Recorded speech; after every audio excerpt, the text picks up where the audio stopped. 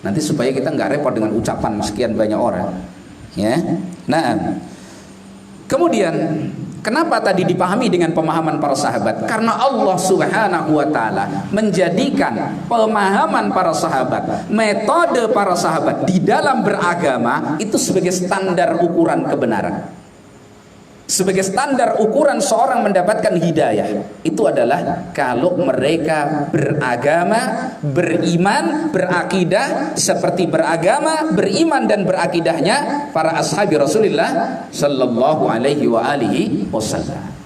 Allah Subhanahu wa taala berfirman dalam surat Al-Baqarah juga, fa in amanu bimisli ma amantum bihi faqad ihtadaw wa in tawallaw fa innama hum fi shiqaq fasayakfikahumullah wa huwas samiul alim. Ayat yang sangat agung. Allah Subhanahu wa taala menyatakan, jika mereka, ini bicara tentang ahli kitab, jika mereka ahli kitab Yahudi, Nasara beriman, mereka mau beriman sebagaimana yang kalian beriman di dalamnya. Siapa kalian ini? Kaum mukminin. Siapa kaum mukmin pada saat itu? Ashabi Rasulullah sallallahu alaihi wasallam. Andaikan mereka mau beriman seperti iman kalian ini wahai para sahabat, faqadih tadau, tentu mereka mendapatkan petunjuk sebagaimana kalian mendapatkan apa? Petunjuk. Mereka akan jadi saudara kalian karena dengan itu mereka masuk ke dalam agama kalian. Tapi karena mereka berpaling, maka mereka dikatakan fa in tawallaw fa innama hum fi shiqaq. Maka jika mereka berpaling, mereka hakikatnya di dalam apa? Perpecahan. Jadi hati mereka centang perentang dengan sebab menyimpang dari metode beragama yang ada di atasnya ashabu Rasulullah sallallahu alaihi wa alihi wasallam. Ini fadilah para sahabat. Ayat Al-Quran banyak sekali menceritakan tentang keutamaan para sahabat. Jadi kenapa kita harus pahami agama ini dengan pemahaman para sahabat? Tidak boleh diduakan ya. Jangan mengatakan oh kebenaran pemahaman para sahabat itu 99 tapi yang satu bukan. Apalagi dibalik, satu dari 99. Loh, ada orang yang mengatakan begini? Tidak. Itu satu-satunya pemahaman yang hak. Ketika seorang masih menduakan manhaj para sahabat di dalam mengambil standar kebenaran, maka apa? Dikatakan oleh Allah Subhanahu wa taala di sini, fa innama hum fi shiqaq. Mereka akan tercerai-beraikan. Ya, itu dalil dari Al-Qur'an seperti itu. Dijelaskan oleh Imam Abi Ja'far At-Tabari, Imam Abu Ja'far At-Tabari, Amirul Mu'minin fi Tafsir, beliau menjelaskan tentang ayat tadi,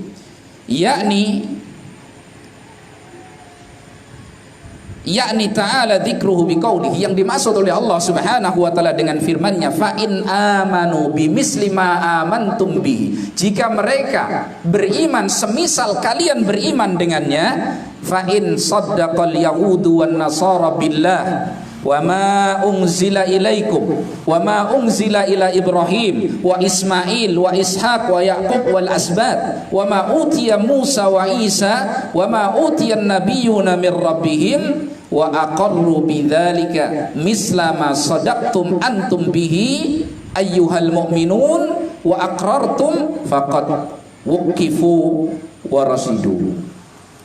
Artinya tentang penafsiran ayat Allah tadi, fa in amanu bimisli ma amantum bihi faqad ihtadaw, kata Imam Abi Ja'far rahimahullahu taala, jika orang-orang Yahudi dan orang-orang Nasrani itu membenarkan, jujur dalam membenarkan Allah Subhanahu wa taala dan apa yang diturunkan kepada kalian dari Al-Qur'an dan apa yang diturunkan kepada para nabi sebelummu, yaitu Rasulullah SAW, artinya sebelummu, dari siapa? Dari Ibrahim, Ismail, Ishaq, Yaqub wal asbat, yaitu anak keturunan Israel, ya. Dan apa yang diberikan kepada Musa dan Isa, mereka imani seperti iman kalian tentang hal itu. Mereka menetapkan seperti itu, dan apa yang diberikan kepada nabi-nabi sebelum engkau, yaitu Rasulullah sallallahu alaihi wasallam, semisal yang kalian benarkan, semisal yang kalian imani, wahai orang-orang yang beriman, maka mereka sudah diberikan taufik oleh Allah dan mereka berada di jalan yang lurus. Jadi syaratnya itu,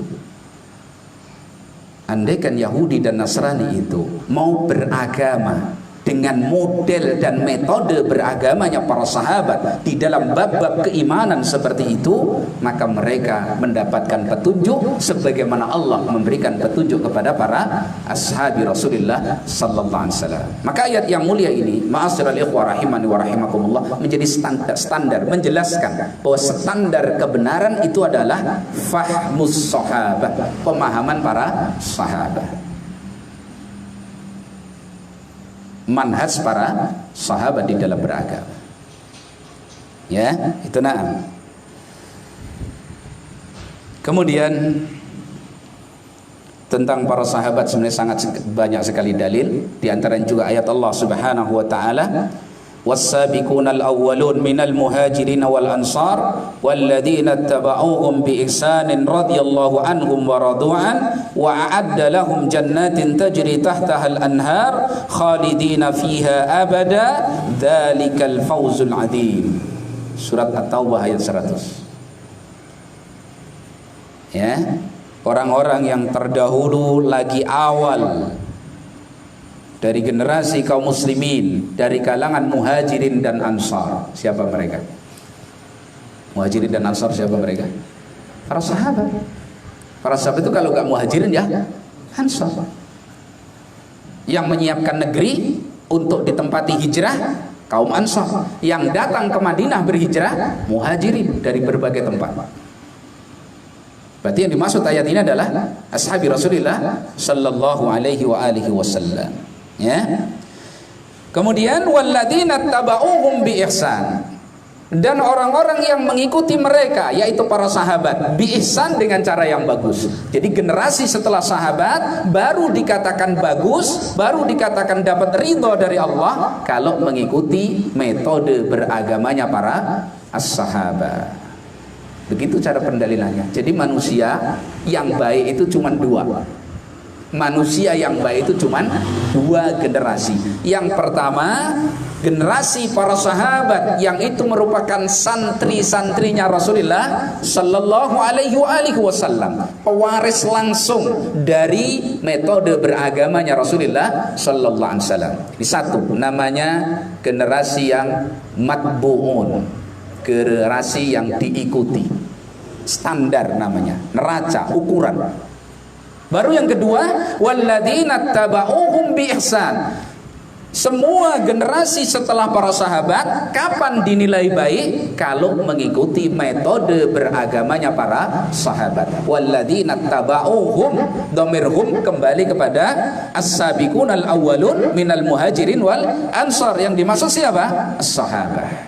Baru keutamaan Allah habarkan. Apa keutamaan tersebut? Radhiyallahu anhum wa radu'an. Allah ridho kepada mereka dan mereka Allah jadikan ridho kepada Allah. Orang-orang yang Allah sudah ridhoi berarti Allah tahu kondisi batinnya. Orang yang Allah ridhoi tidak mungkin masuk ke dalam neraka. Mereka adalah ahlul jannah.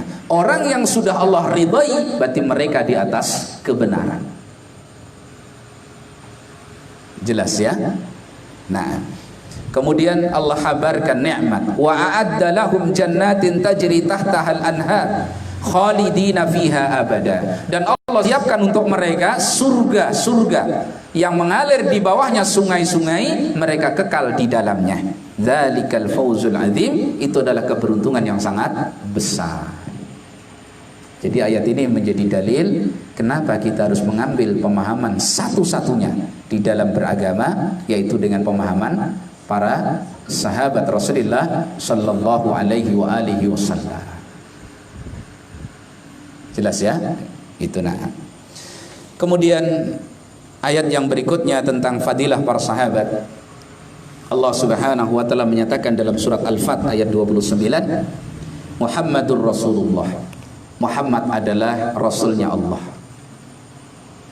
Walladzina ma'ahu asyidda'u 'alal kuffar ruhama bainahum. Ya. Dan orang-orang yang bersama beliau siapa?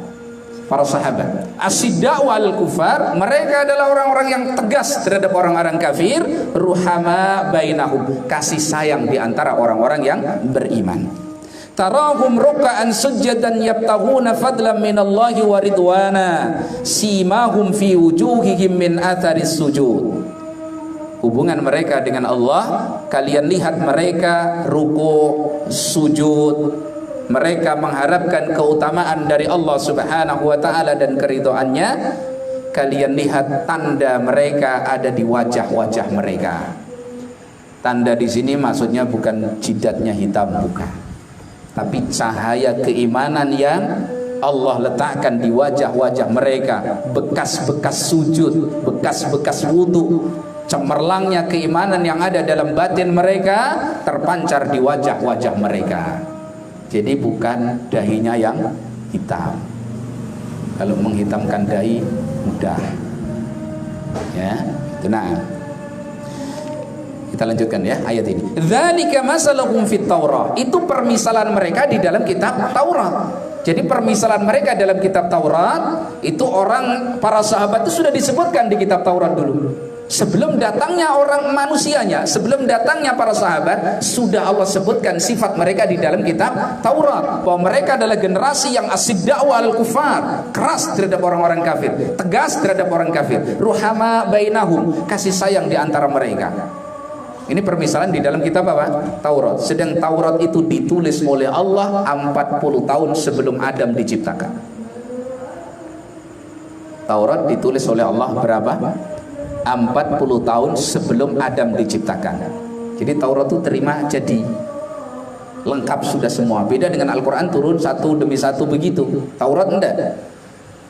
Di dalam Taurat sudah ditulis. Sedang Taurat ditulis oleh Allah berapa tahun? 40 tahun sebelum Nabiullah Adam diciptakan. Berarti generasi para sahabat itu sudah Allah siapkan sebelum adanya manusia. Sifatnya sudah disebutkan. Nanti akan hadir manusia-manusia pilihan yang menemani, membela, menyertai Rasul paling afdal, Rasul pilihan Allah Subhanahu wa taala yang paling utama. Sifatnya seperti ini. Kemudian permisalan di Injil.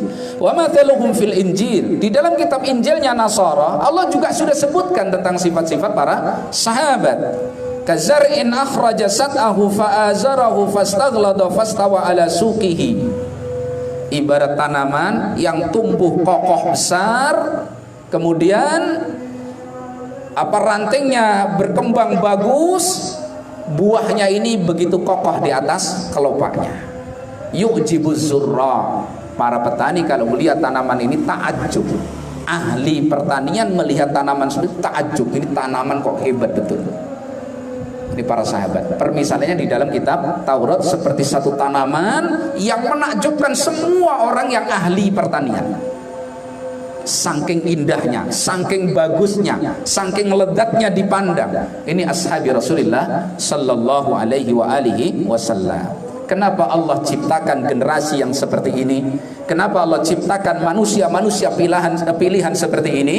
Allah katakan liyaghidha bihimul kuffar, untuk membuat jengkel orang-orang kafir.